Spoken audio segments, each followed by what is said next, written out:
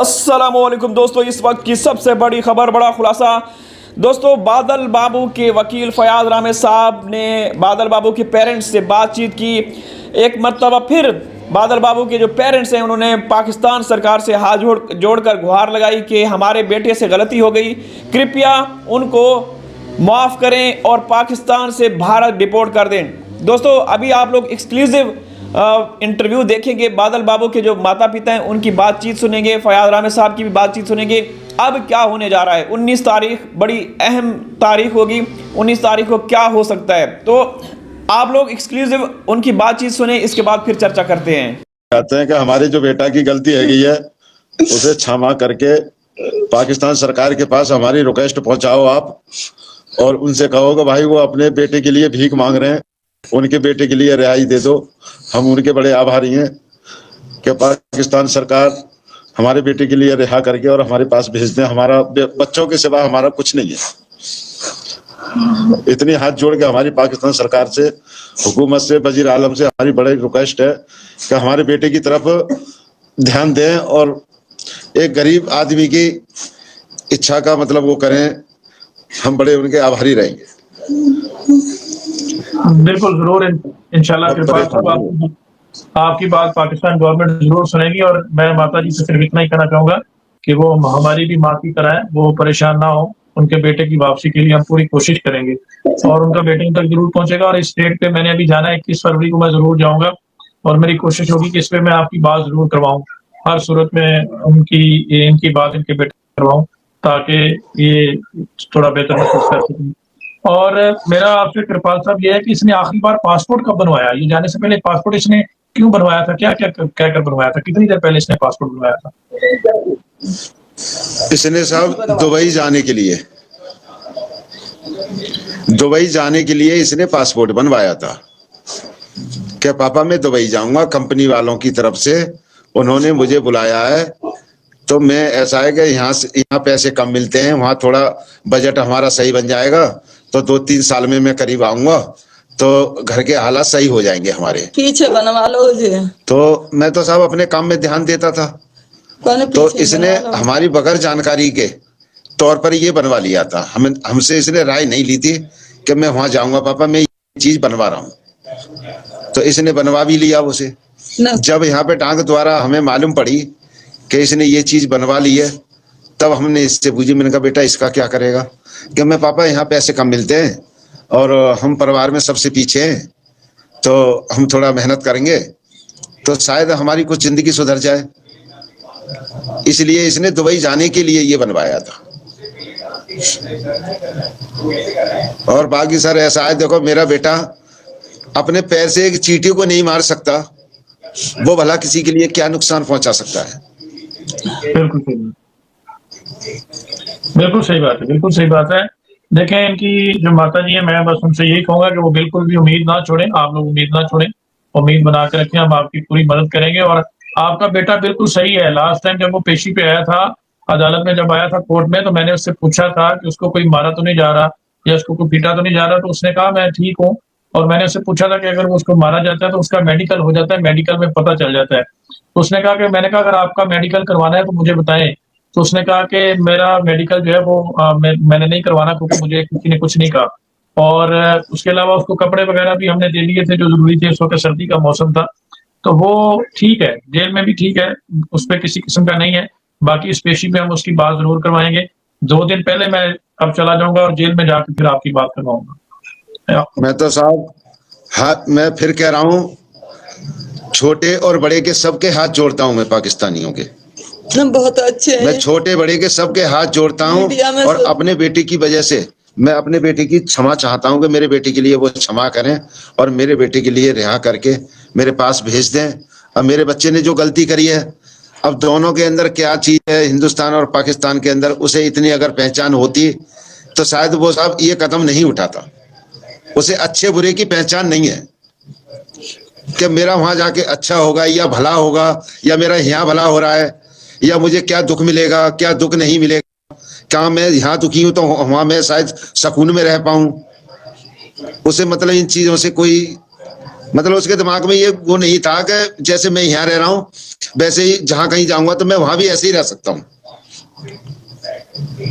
बिल्कुल आपकी बात सही है। वो जब मैं उससे मिला हूं ना तो उस वक्त ही मुझे बिल्कुल नादान सा ही लगा है, बेवकूफ सा ही लगा है, क्योंकि वो जेल में बैठ के भी हंस रहा था, उधर ना जेल में भी बैठा हुआ हंस रहा था और बस कह रहा था कि बस मैं इधर आ गया। और आप लोगों से उसने माफी भी मांगी थी, जब उसने कॉल की है तो उसने आप लोगों से माफी भी मांगी थी।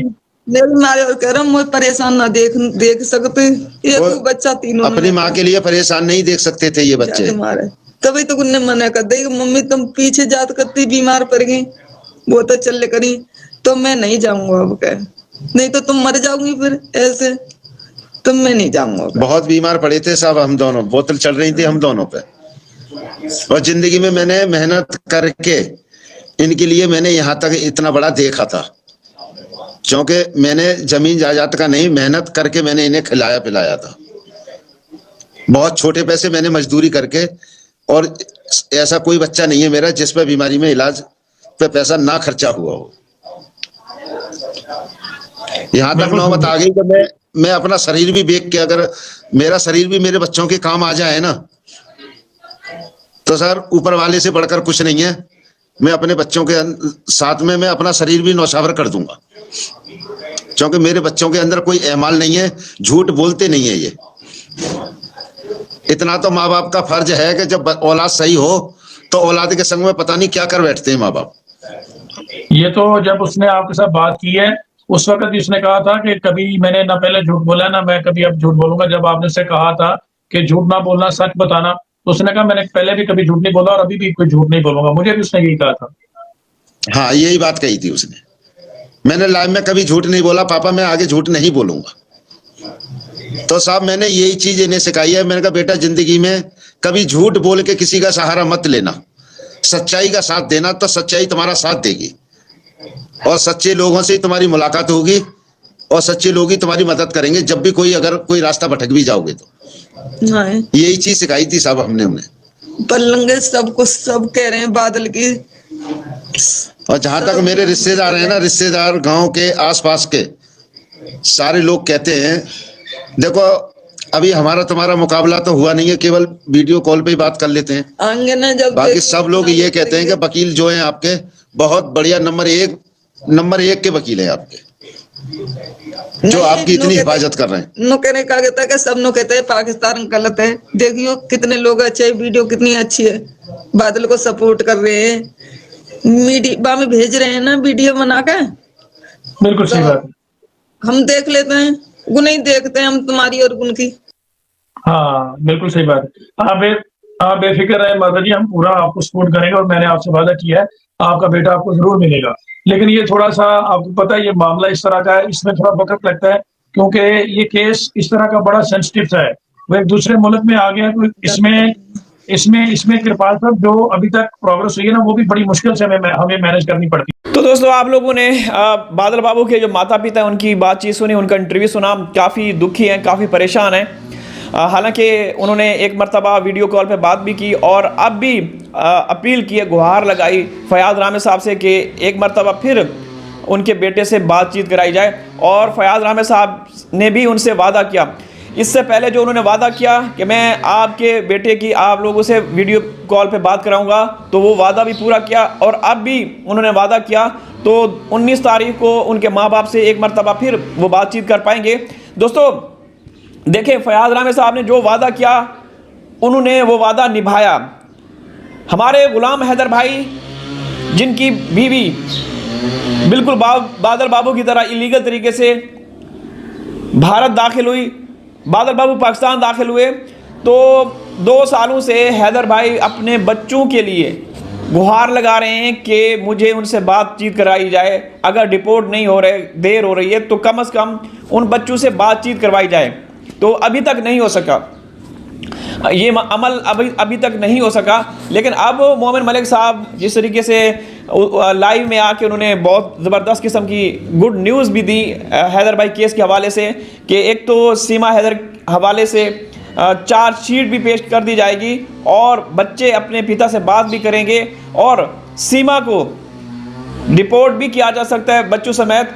लेकिन दोस्तों और वीज़ा सबसे बड़ी अच्छी खबर जो है हैदर भाई के वीज़े के हवाले से है कि उनके तमाम जो भी लवाजमात है ना वीज़े के हसूल के हवाले से वो पूरे हो चुके हैं और कभी भी उनको वीज़ा जारी किया जा सकता है। तो दोस्तों जिस तरीके से फयाज रामे साहब जो कि बादल बाबू के वकील हैं, जिस तरीके से वो कानूनी प्रक्रिया में लगे हुए हैं, इसी तरीके से हैदर भाई के वकील मोमिन मलिक साहब भी लगे हुए हैं। लेकिन 1 साल हो चुका है, मोमिन मलिक साहब को 1 साल हो चुका है, अभी तक कुछ मतलब खातिर ख्वाह हासिल वसूल नहीं हो सका। और यहाँ पे आप देख रहे होंगे कि फयाज रामे साहब 1 महीने के अंदर अंदर जो उन्होंने बोला, जो उन्होंने अहद किया, वो अहद निभाया, वो वादे पूरे किए। और एक मरतबा फिर अब 19 तारीख को जो बादल बाबू हैं अपने माता पिता से बात कर पाएंगे। तो दोस्तों वीडियो लाइक कर दीजिएगा, चैनल को सब्सक्राइब कर दीजिएगा। हाजिर किसी और वीडियो में, तब तक अल्लाह हाफिज़।